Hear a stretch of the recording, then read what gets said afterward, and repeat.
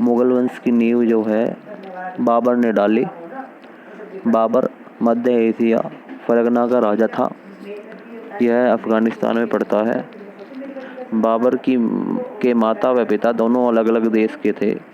पिता जो है वो तुर्क थे और माता चंगेज खान की वंशज थी और मंगोल थी।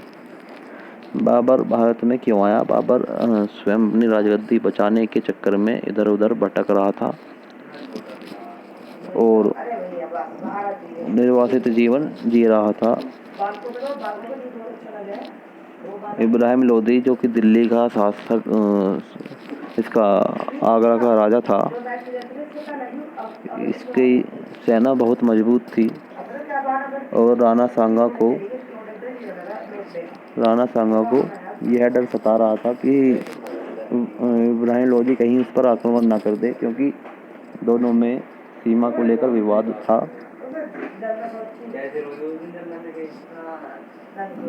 उधर पंजाब के सूबेदार दौलत खां से भी इब्राहिम लोदी की नहीं बनती थी, इसलिए उससे भी उसका विवाद चल रहा था।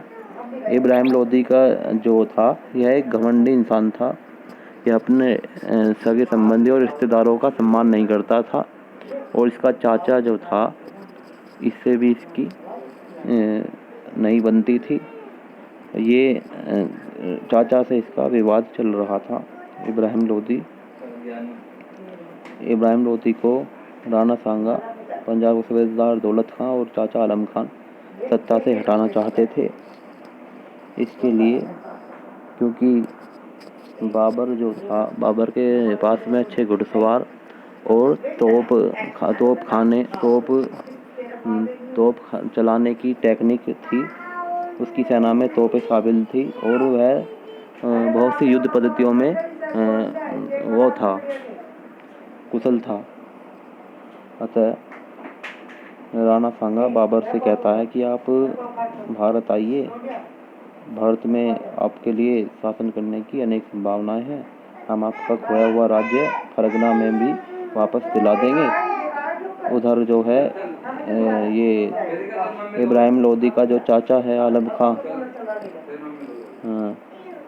यह भी पत्र लिखता है इब्राहिम लोदी को और कहता है आप भारत आएं और इब्राहिम लोदी को सत्ता से हटाएं और लूट कर माल ले जाएं और उससे जो है आप अपना खोया हुआ राज्य दोबारा पाएं और हम आपकी पूरी जो है आपका पूरा सपोर्ट करेंगे।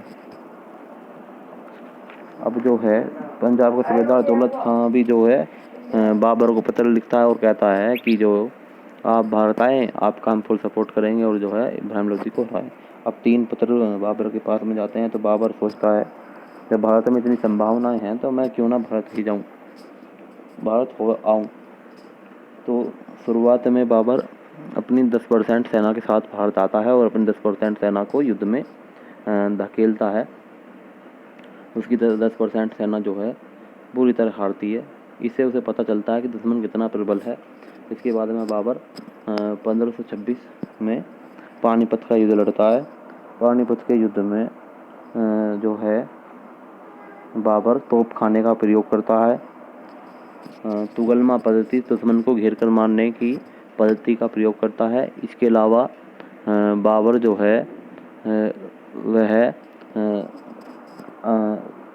अपनी सेना को इब्राहिम लोदी की सेना को चारों तरफ से घेर लेता है।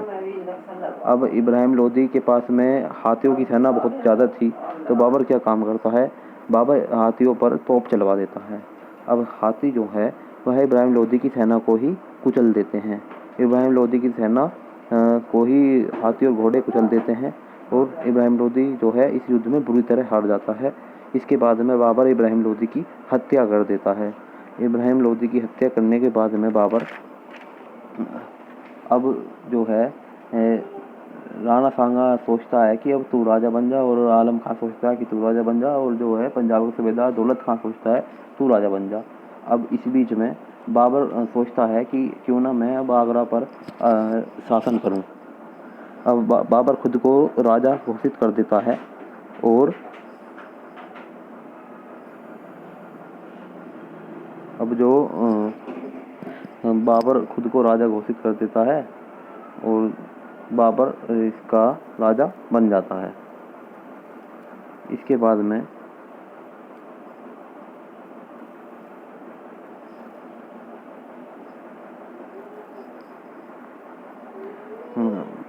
बाबर के पास में 2 तोपची थे। तोप चलाने में माहिर जो है अधिकारी उस्ताद अली और मुस्तफ़ा अली, इन जिनकी बदौलत बाबर इस युद्ध को जीत पाता है। और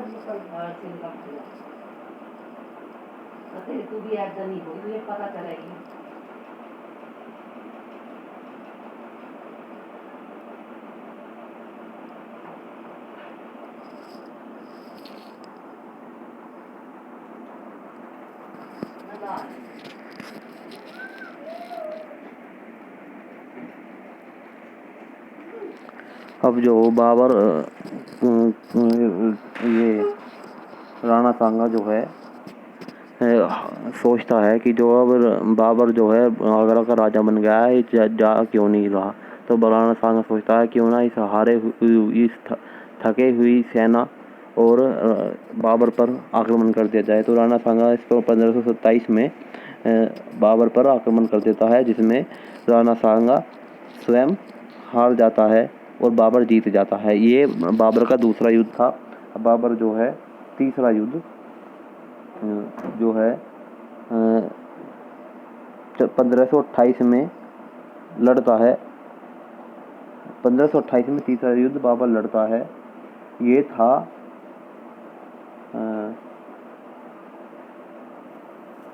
1528 में था तीसरा युद्ध। 1527 का जो था वो खानवा का युद्ध था, जिसमें बाबर राणा सांगा को बुरी तरह हरा देता है। और 1528 में ये चंदेरी का युद्ध था, जिसमें मेदिनी राय को बाबर हरा देता है। बाबर मेदिनी राय से इसलिए युद्ध करता है क्योंकि मेदिनी राय राणा सांगा का खानवा के युद्ध में सपोर्ट करता है। अब बाबर का चौथा युद्ध जो है वो 1529 में हुआ। यह था घाघरा का युद्ध। यह जल और थल दोनों में युद्ध हुआ। इसमें जो है खानवा के युद्ध में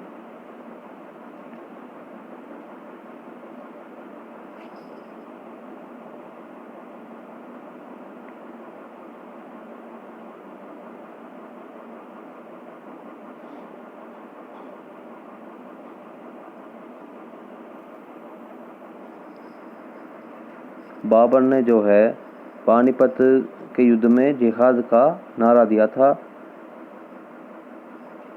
मेवाड़ राणा सांगा जो थे मेवाड़ के राजा थे।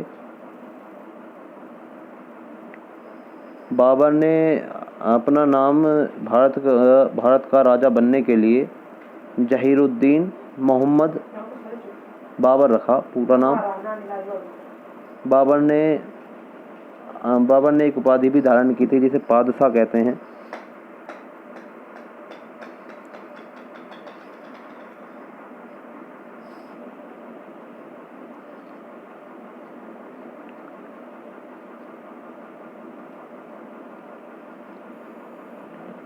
अब जो बाबर की मृत्यु जो हुई यह 1530 में हुई। 1529 में बाबर और